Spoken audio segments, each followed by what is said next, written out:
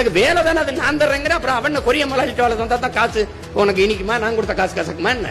உனக்கு என்ன பிரச்சனை? உனக்கு வேலை தானே வேணும். நீ பால ஆந்திராவில இருந்து இறக்குது சரி, உனக்கு அவமானமா இல்ல?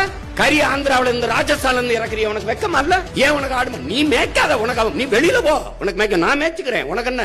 ஆனா கறி தின்ன கட்டி வச்சு உதச்சு போடுவேன். விளையாட்டு பண்ணிருக்கீங்களா? எது அவமானம்னு பாரியா? அரசு சாராய கடை திறந்து வச்சு குடிக்க வைக்குது, அங்க படிச்சவனை ஊத்தி கொடுறாங்குது.